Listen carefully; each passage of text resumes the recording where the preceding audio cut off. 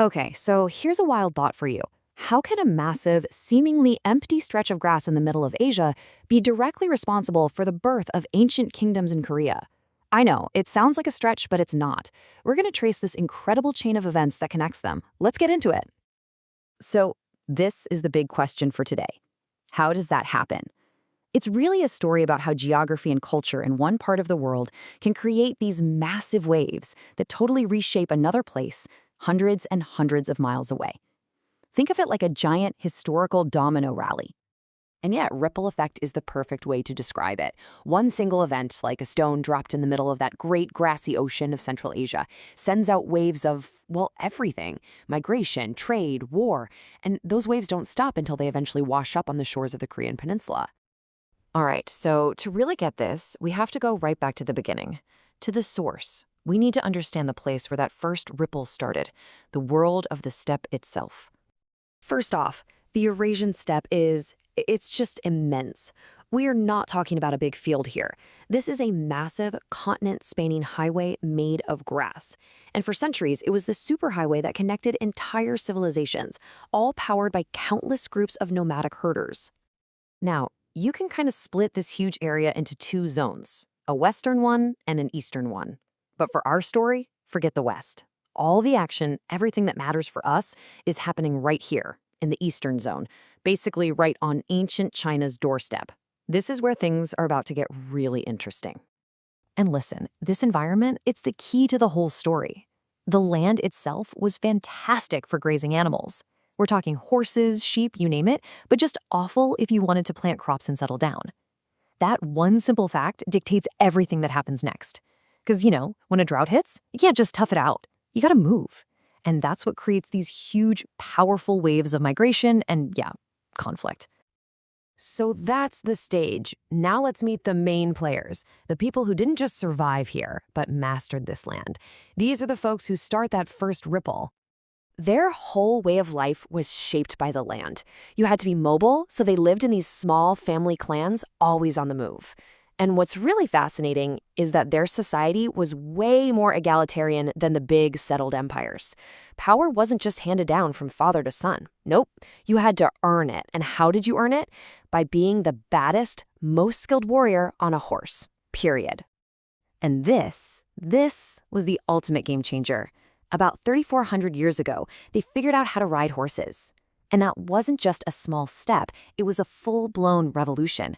Suddenly, you've got speed, mobility, and power that settled armies just couldn't deal with. It's like they invented the concept of blitzkrieg, thousands of years early. So out of this intense warrior culture, you get a totally new kind of leader, the Khan. Now, a Khan is not a king. He's not just born into the job. He has to prove himself, like, every single day. And his power comes down to one simple thing. Can you lead a successful raid? And just as important, are you going to share the loot with your supporters? That loyalty, that was the glue holding the whole thing together. So a Khan's power basically rested on three things, like a stool. Leg number one, sheer military power. You got to have thousands of horses for your cavalry.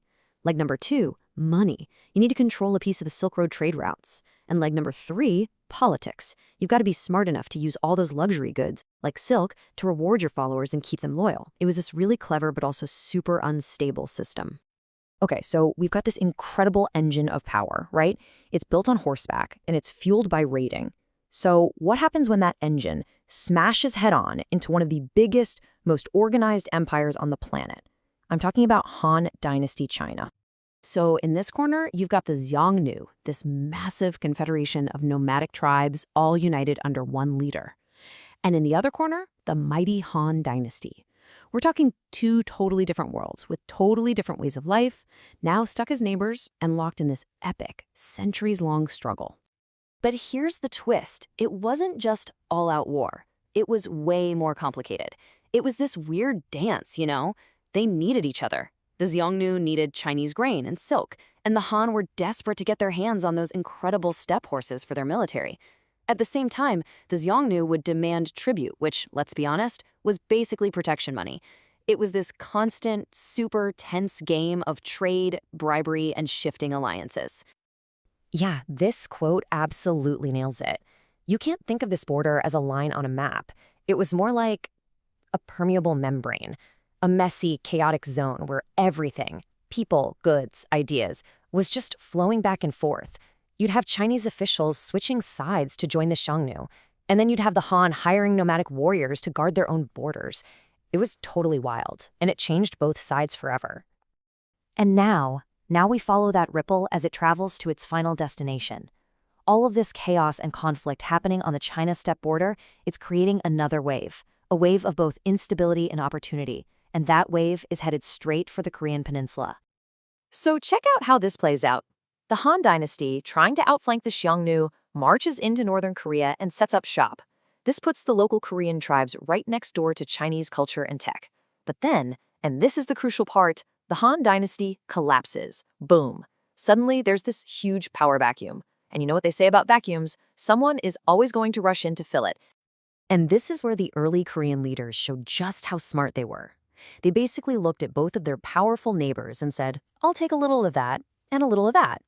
They borrowed the playbook for building a state from the Chinese, writing, administration, all that stuff. But they also copied the Xiongnu's military tactics, using those same fast cavalry raids to get rich and build up their armies. They cherry-picked the best of both worlds and used the chaos to create something totally new and powerful. And what you get from this is this really fascinating hybrid kingdom. So you've got these states like Goguryeo with massive, powerful armies, where the king's right to rule comes from being a great warrior. That's pure steppe culture, right there. But at the very same time, they're building these enormous royal tombs and adopting all the fancy courtly arts from China to show off their power. It was this incredible, potent blend of the two cultures. And so there you have it. We've followed the thread all the way from start to finish. That one ripple, started by nomadic horsemen in the middle of nowhere, created the pressure, the opportunity, and the flow of ideas that helped forge the very first great kingdoms of Korea. Just amazing. It's just such a powerful reminder of how interconnected our world has always been. And it really makes you think, right? Look at a map today. What are the hidden forces? What are the ripples from climate, from technology, from culture that are shaping our world right now in ways we can't even see yet?